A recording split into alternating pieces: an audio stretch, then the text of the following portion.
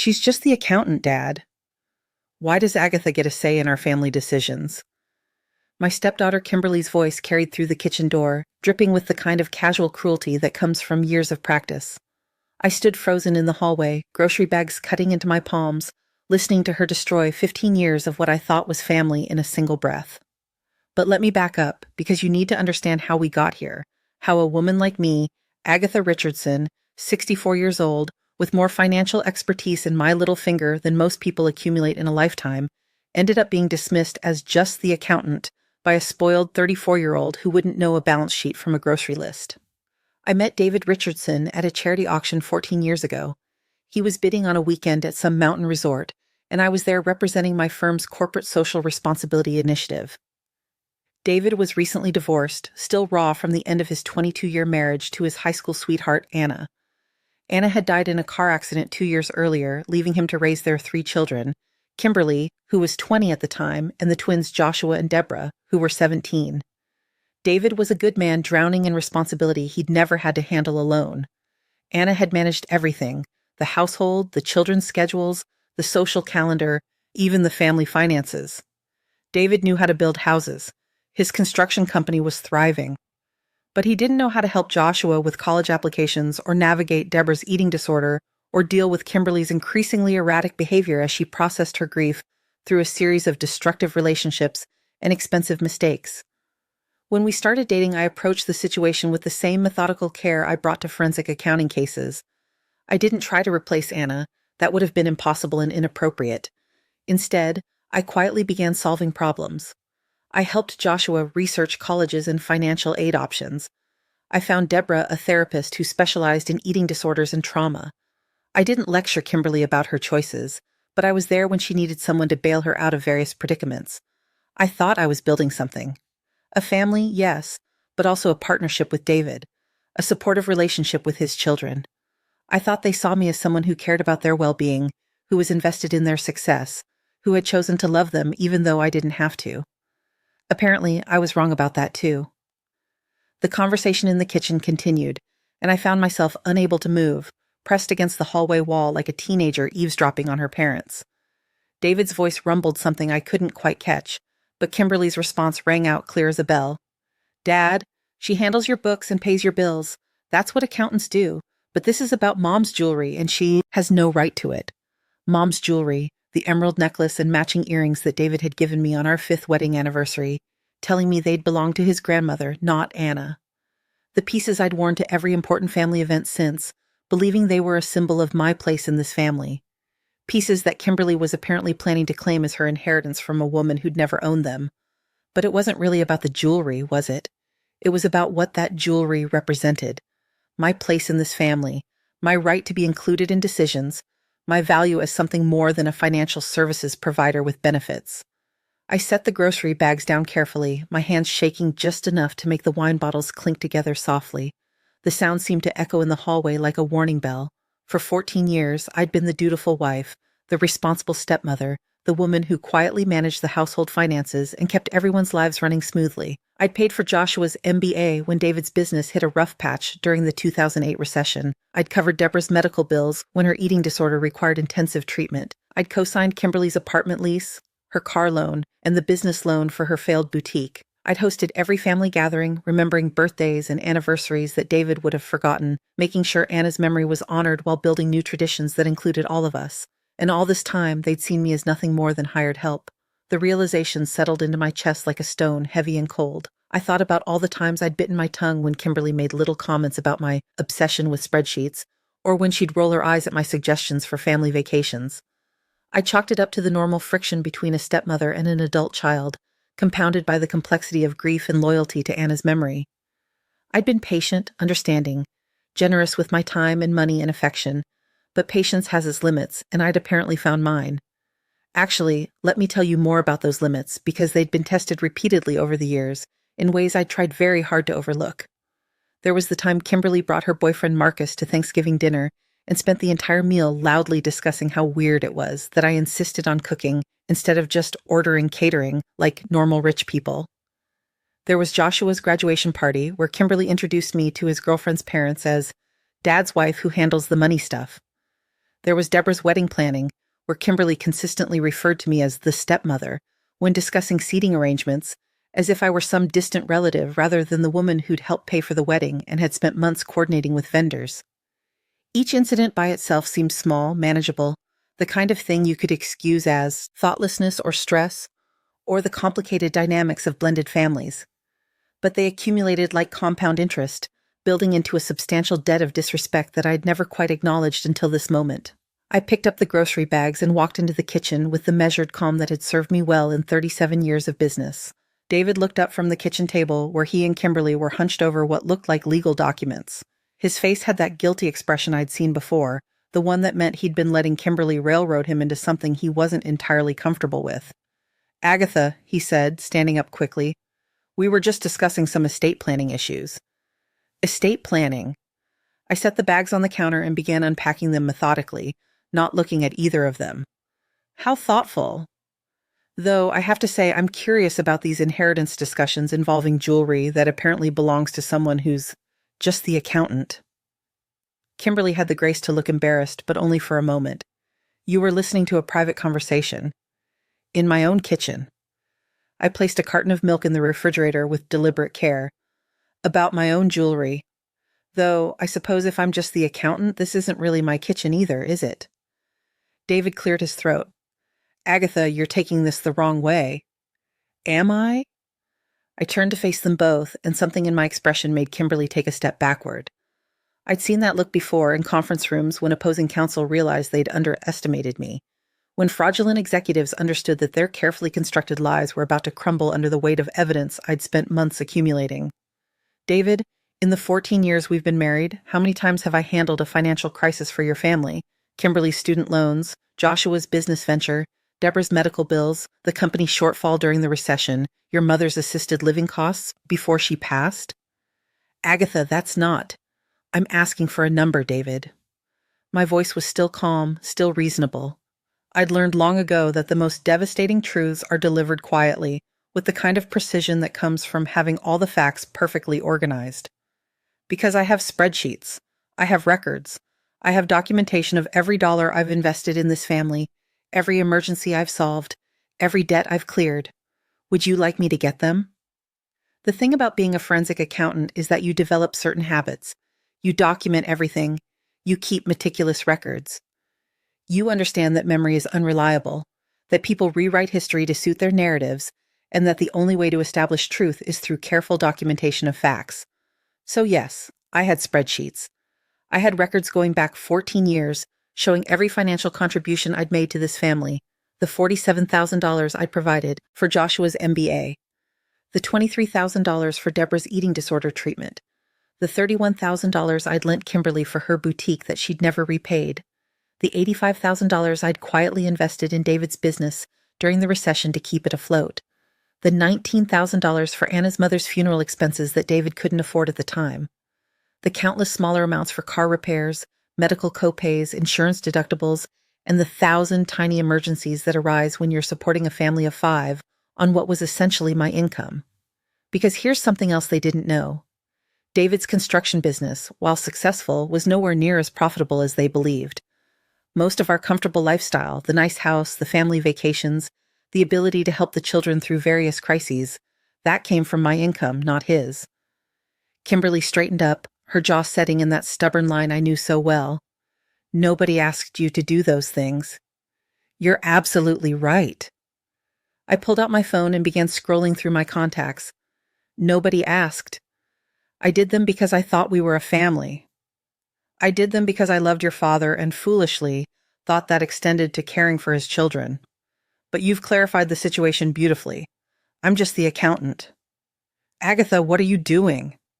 David's voice had an edge of panic. "Calling my real office." I found the number I was looking for. Since I'm apparently just an accountant, I should probably get back to my actual job. Here's the thing they never understood about my work. When David and I met at that charity fundraiser 14 years ago, I'd mentioned that I worked in financial consulting.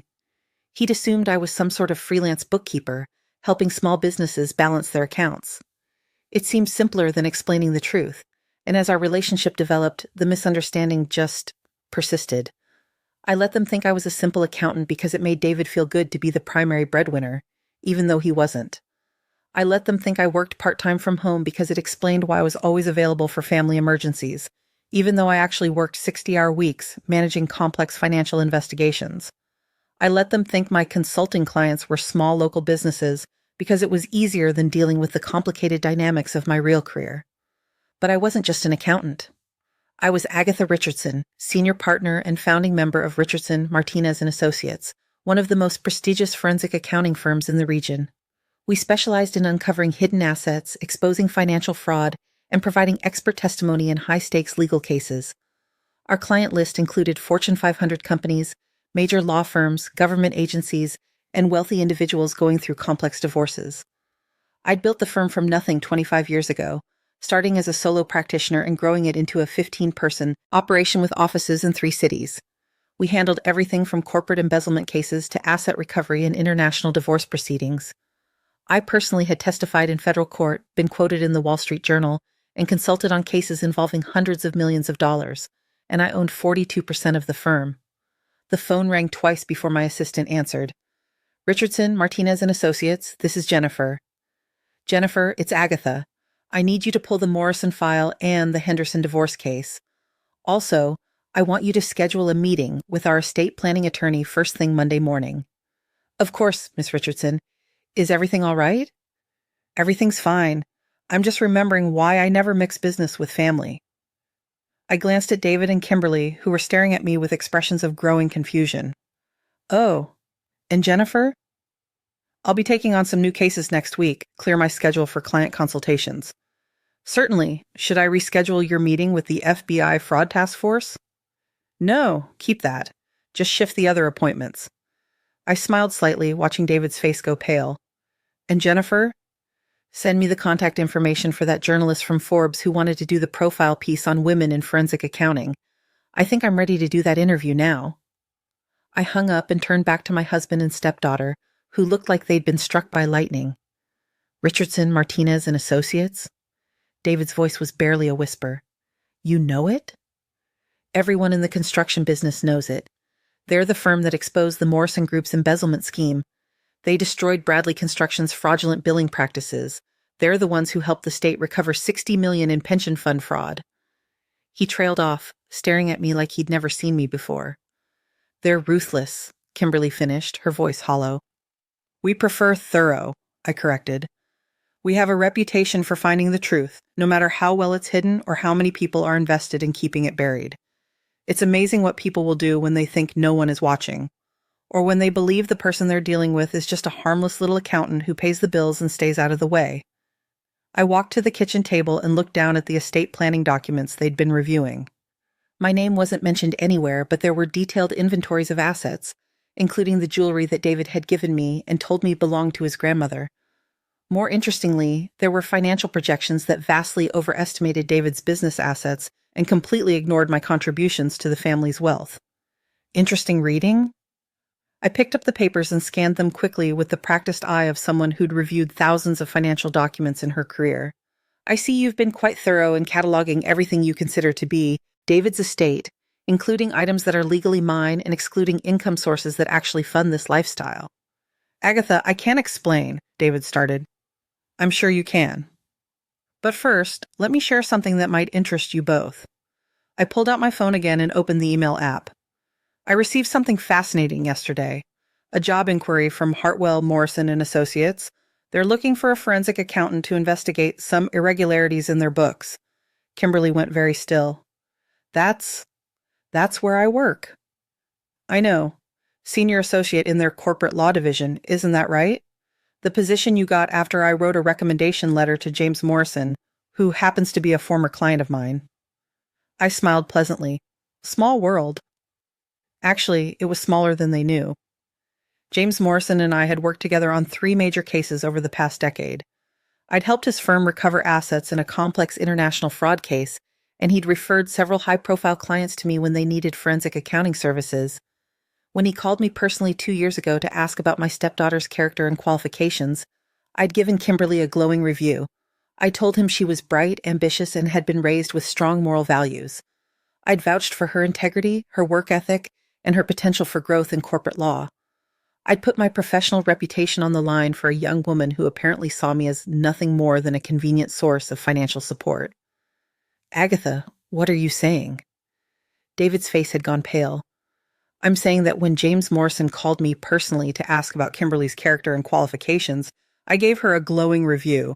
I told him she was bright, ambitious, and had been raised with strong moral values. I vouched for her integrity. Kimberly's hands were shaking now. You recommended me? Of course I did. Your family. I paused, letting that word hang in the air like smoke.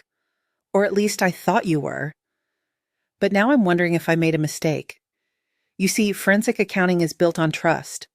When I recommend someone's character, I'm putting my professional reputation on the line. And if that person turns out to be the kind of individual who plots to steal jewelry from family members while referring to them as just the accountant, I never stole anything, Kimberly's voice cracked. Not yet. But intent is often just as revealing as action. I held up the estate planning documents. These papers suggest a very clear intent to claim assets that don't belong to you, and the casual way you dismissed my right to have any input into family decisions, well, it makes me question my judgment about your character. The truth was, I'd been questioning my judgment about a lot of things lately. The small slights, the casual dismissals, the way I was consistently excluded from family decision-making despite being the primary financial contributor. I'd been explaining it away for years, telling myself it was normal adjustment issues in a blended family, temporary friction that would resolve with time and patience. But patterns don't lie, and the pattern here was clear. I was valued for my financial contributions, but not respected as a person or partner. I was expected to write checks and solve problems, but not to have opinions or boundaries. I was family when they needed something, but just the accountant when they wanted to make decisions without my input. David finally found his voice. Agatha, this is getting out of hand. Kimberly made a comment she didn't mean, didn't she? I looked at him with genuine curiosity. Because in my experience, people's true feelings tend to come out when they think no one important is listening. Kimberly didn't hesitate to reduce 14 years of marriage, partnership, and family building to just the accountant. That kind of casual cruelty doesn't come from nowhere, David. I walked to the kitchen window and looked out at the garden I'd planted and maintained for over a decade. The roses were blooming, heavy with summer heat and the careful attention I'd given them year after year. Like everything else in this house, they'd flourished under my care. I'd researched the best varieties for our climate, amended the soil, installed an irrigation system, and spent countless weekend hours pruning and fertilizing and tending to their needs. Just like I'd done with this family. Let me tell you what's going to happen, I said, still looking out the window. First, I'm going to have a conversation with James Morrison about that job inquiry. I'll let him know that I'm not available to investigate his firm, but I'll be happy to recommend someone equally qualified. Agatha, please. Kimberly's voice was desperate now. Second, I'm going to have my attorney review our estate planning documents, David. All of them. Including the life insurance policies where I'm listed as beneficiary, the joint investment accounts, and the property deeds. I want to make sure everything is legally clear and properly documented. That's reasonable, David said quickly. Third, I'm going to have a very thorough conversation with my tax attorney about gift tax implications. You see, all those emergency loans I've provided over the years, all those tuition payments and car repairs and medical bills I've covered for your children. If those were gifts to people who aren't actually family, there might be some interesting tax consequences to explore. Kimberly's face went white. You wouldn't. I would if I had to. But I'd rather not. I turned back to face them. Because despite everything that's happened today, I still love your father, and I still have some foolish hope that this family can be salvaged. But even as I said it, I was running calculations in my head, the way I always did when facing a complex financial situation. The numbers were stark. I'd invested over $300,000 in this family over 14 years, not counting the mortgage payments, property taxes, and living expenses that I'd covered when David's business was struggling. I'd made career sacrifices, turning down lucrative opportunities that would have required travel because I wanted to be available for family emergencies. I'd reorganized my entire life around supporting people who apparently saw me as a convenient bank account with cooking skills. David stepped forward. What do you want, Agatha? I want respect. I want to be treated like a partner in this marriage, not like hired help who should be grateful for whatever scraps of inclusion you throw my way. I want Kimberly to understand that dismissing someone as just the accountant is not only cruel, it's incredibly stupid when that accountant has the power to make or break careers. I pulled out a chair and sat down at the kitchen table, gesturing for them to do the same. But mostly, I want honesty. About what you really think of me, about what you really want from this family, and about whether you think we can build something genuine together, or if you prefer to keep treating me like expensive domestic help. David sat down heavily, running his hands through his graying hair. Agatha, I never thought of you as hired help. I swear. But you let Kimberly think it. You let her plan around my assets like I was a temporary inconvenience. I looked at the estate documents again. These papers don't include any of my contributions to the family finances. They don't acknowledge any of the investments I've made in your business, any of the debts I've cleared, any of the stability I've provided. According to this, I'm essentially invisible. I didn't think about it that way. That's the problem, David. You didn't think about it at all. I turned to Kimberly, who was staring at her hands. And you've been planning to inherit jewelry that was never your mother's, plotting to exclude me from family decisions, and referring to me as a domestic help, all while working at a job you got because I vouched for your character. The silence stretched between us, heavy with years of unspoken resentments and misunderstandings. I could see them both processing what I told them, trying to reconcile their image of me as a quiet, accommodating stepmother with the reality of who I actually was. Kimberly finally looked up, tears streaming down her face.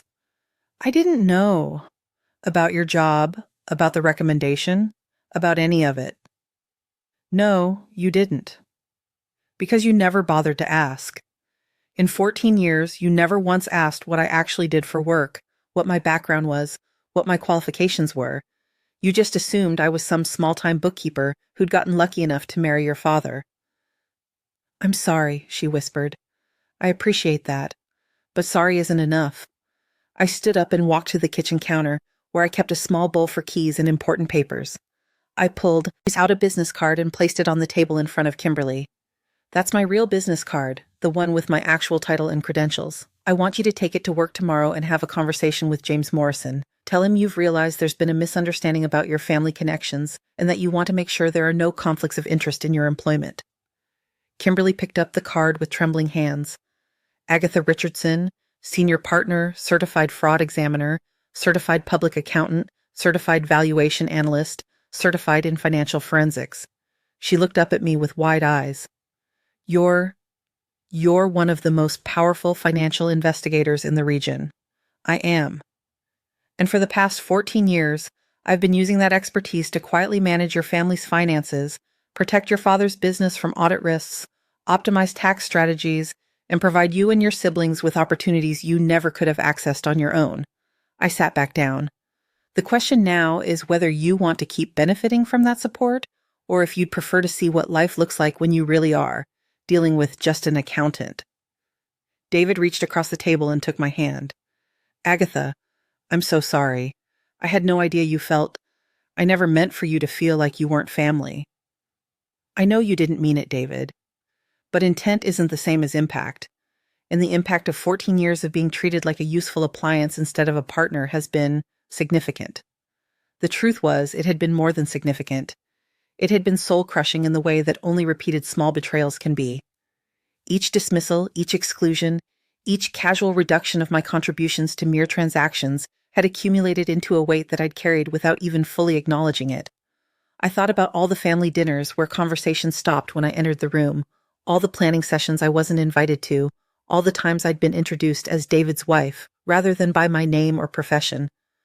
I thought about the way Kimberly's face would shut down whenever I offered professional advice about her career, the way Joshua and Deborah would exchange glances when I suggested family activities, the way David would defer to his children's preferences even when I was the one paying for whatever we were discussing.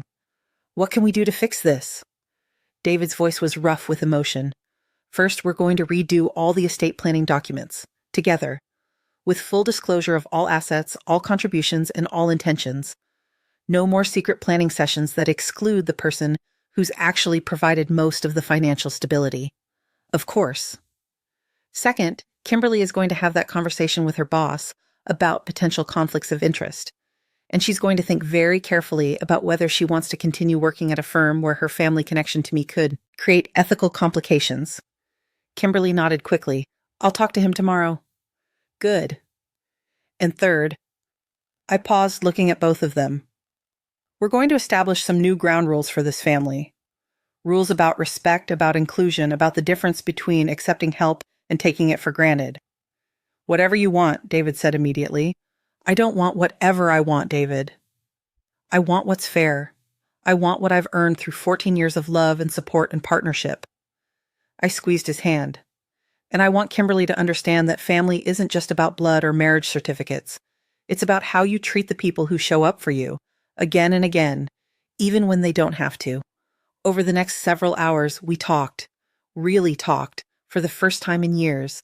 The conversation was painful, necessary, and long overdue.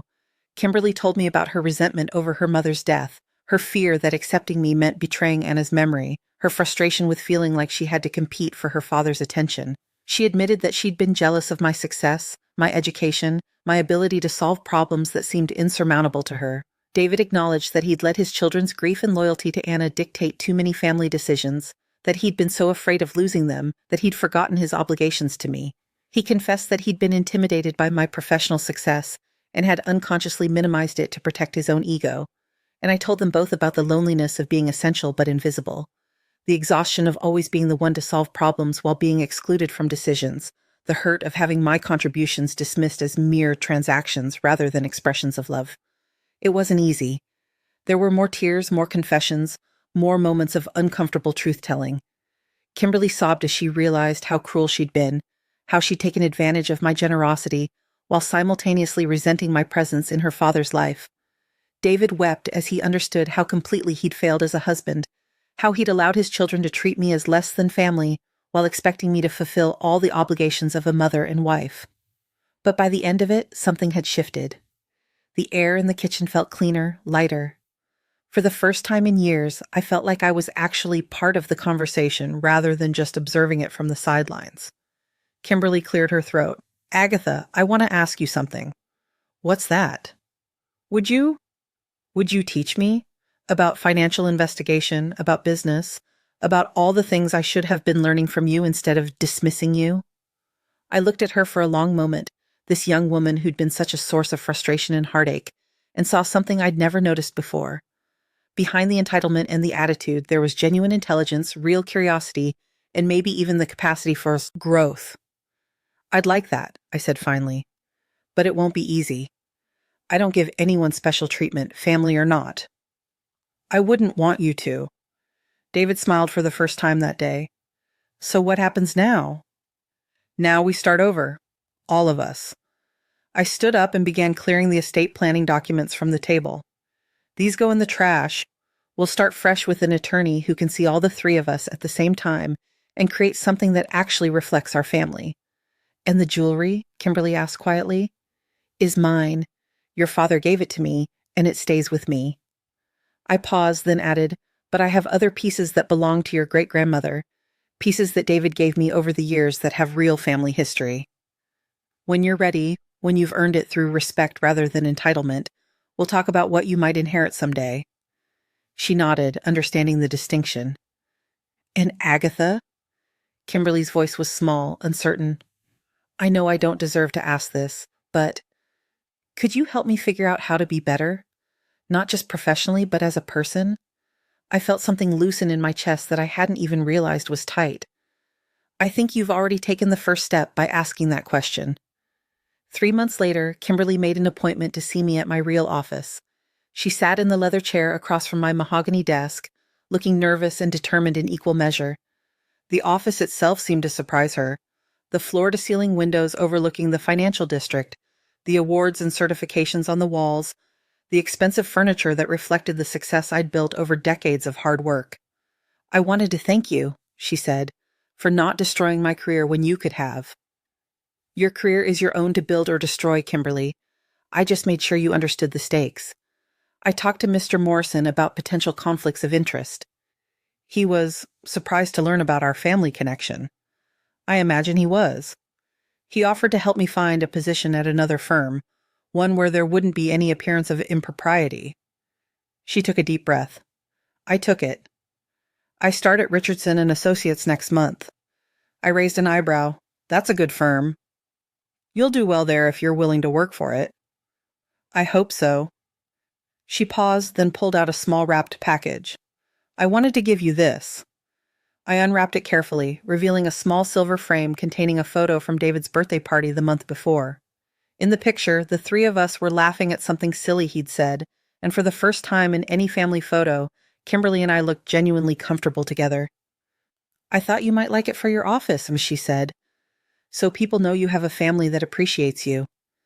I felt tears prick at my eyes. It's perfect. Agatha. Kimberly's voice was softer now, more uncertain. Do you think you could teach me to be the kind of person who builds people up instead of tearing them down? I looked at this young woman who'd caused me so much pain and was now asking me to help her become better, and I felt a warmth I hadn't experienced in years. I think you're already learning, I said. But yes, I'd be honored to help. That evening I went home to the house where David was cooking dinner and the roses in my garden were blooming in the late summer light. The emerald necklace gleamed on my throat, no longer a symbol of contested ownership, but a reminder of the respect I'd fought for and won. Kimberly arrived just as we were sitting down to eat, carrying a bottle of wine and a folder full of questions about forensic accounting techniques. She'd been stopping by twice a week since our reconciliation, eager to learn about business and finance and all the things she'd never bothered to explore before. Joshua and Deborah had also made changes in the months since our kitchen confrontation. Joshua had apologized for years of taking my financial support for granted and had started including me in discussions about his business plans. Deborah had asked if I'd help her understand the financial aspects of her upcoming divorce, treating me as a trusted advisor rather than just a source of emergency funds. I brought the Morrison case studies you recommended, Kimberly said, settling into what had become her usual chair. And I have about 1 million questions. Good, I said, passing her the salad. Questions mean you're thinking. David smiled as he watched us, this new version of his family that actually included everyone at the table. So, he said, tell me about your day, Agatha. What kind of financial mysteries did you solve? And for the first time in 14 years, I told him. Not the simplified version, not the edited for family consumption summary, but the real story of my work, my successes, my challenges, and my expertise. I told them about the international fraud case I was working on, the corporate embezzlement scheme I'd just uncovered, the testimony I'd given that had helped send 3 executives to prison. They listened with genuine interest, asking intelligent questions, treating my work as important and valuable, rather than just a convenient source of income. For the first time since I'd married into this family, I felt like they saw me as a complete person, rather than just a role I played in their lives. Because I wasn't just the accountant anymore. I was Agatha Richardson, senior partner, financial expert, and finally, completely, unapologetically part of a family that respected what I brought to the table. The emerald necklace caught the light as I reached for my wine glass, and I smiled. Some things, once you fight for them, become more precious than they ever were when you simply took them for granted. And some families, once they're forced to see the truth about themselves, become stronger than they ever were when they were built on comfortable lies.